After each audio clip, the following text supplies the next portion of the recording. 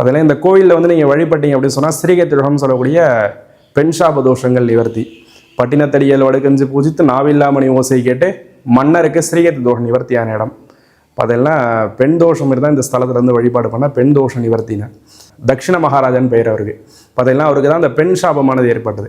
எப்படின்னு பார்த்தீங்கன்னா இங்கே மன்னர் காலத்தில் எடுத்தால் கணவன் இருந்தால் மனைவி உடன் கட்டையிடுறது. பார்த்தீங்கன்னா இப்போ நாட்டு மக்களுக்கு வந்து மன்னர் ஒரு கட்டளை இடுறார், மாதிரி கணவன் இருந்தால் யாரும் உடன் கட்டை ஏறக்கூடாது அப்படின்னு ஒரு கட்டளை இடுறார். ஒரு நாள் பார்த்தீங்கன்னா மன்னர் சபையில் இருக்கார். சபையில் இருக்கும்போது பார்த்தீங்கன்னா ஒரு செய்தி வர்றது, இந்த மாதிரி வலம்புறத்தில் அந்தனோரோட மனைவி உடன் கட்டை ஏறிட்டா அப்படின்ற விஷயம் வருது. வந்தோடனே பார்த்தீங்கன்னா மன்னர் சபையில் இருக்க என்ன ஆயிடுதுன்னா ஒரு விவாதமாகிடுது. கணவன் மேலே வந்து மனைவி எந்த அளவுக்கு பற்றா இருக்காங்க, உயிரை விடுற அளவுக்கு பாசமாக இருக்காளன்ற ஒரு விவாதம் நடக்குது. நடக்கும்போது பார்த்தீங்கன்னா மன்னருக்கு அதில் ஒரு யோசனை, சரி சாதா ஊரில் ஒருத்தர் இறந்தாலே மனைவி உடன்கட்டை ஏறுறா, நம்ம இந்த நாட்டையே ஆள்ற மன்னன், நம்ம இறந்தால் ராணி நம்மளோட உடன்கட்டை ஏறுவாளா, ராணியை சோதிச்சு பார்க்கணும் அப்படின்னு முடிவு பண்ணுறாரு. எப்படி சோதனை பண்ணுறதுன்னு தெரியல. யோசனையிலே பல நாள் போகிறது. ஒரு நாள் பார்த்தீங்கன்னா காட்டுக்கு வேட்டைக்கு போகிறார். வேட்டைக்கு போன இடத்துல மானை வேட்டையாடுகிறார். வேட்டையானவன் இந்த யோசனையானது அவருக்கு வர்றது. பார்த்தீங்கன்னா ராணியை சோதிக்கிறது சரியான நேரம் அப்படின்னு அந்த மானோட ரத்தத்தில் தன்னோட வஸ்திரத்தில் தெரிச்சுறார்.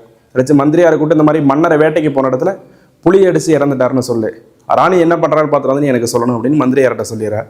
மந்திரியாரை சொல்கிறார், ராணி வந்து இப்போ கர்ப்பம் தெரிச்சிருக்கிற நேரம், இந்நேரம் நீங்கள் இந்த விளையாட்டை விளையாண்டிங்கன்னா அந்த பாவம் உங்களை வந்து சேரும் அப்படிங்கிறார். நான் சொல்கிறது செய் அப்படின்னு சொல்லிடுறார். மன்னரை சொல்ல தட்ட முடியாமல் இவரும் அந்த வஸ்திரத்தை நேராக ராணிகிட்ட போகிறார். ராணி என்ன ஆச்சுன்னு கேட்குறா. வேட்டைக்கு போன இடத்துல இந்த மாதிரி புளி அடித்து இறந்துட்டார் அப்படிங்கிறார். அதை ராணி காதலை கேட்ட அடுத்த வினாடி ராணி தன்னோட உயிரை பிரிச்சுக்கிறாளாம். என்னோட கணவன் இறந்துட்டாருன்னு கேள்விப்பட்ட வினாடி ராணி தன்னோட உயிரை பிரிச்சுக்கிறார். அதெல்லாம் நேராக மந்திரியார் காட்டுக்கு வரார். வந்து இந்த மாதிரி அந்தனவரோட மனைவி கூட மயானத்துக்கு போனதுக்கு அப்புறம் தான் உடன் கேட்ட ஏறினா, ஆனால் ராணி வந்து காதலை கேட்ட வினாடியை உயிரை பிரிச்சுண்டா, நீங்கள் ராணியை சோதிச்சிட்டே அப்படிங்கிற.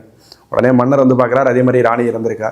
அந்த மனக்கவலை வந்துடுது அவருக்கு. தன்னோட மனைவி இந்த அளவுக்கு பாசமாக இருந்திருக்காளே, நம்ம சோதிச்சிட்டோமே, வயிற்றிலோட குழந்தை இறந்துட்டு மனைவி இறந்துட்டாளே என்ற அந்த கவலையிலே பார்த்தீங்கன்னா மன்னருக்கு உடல்நிலை பாதிக்கிறது.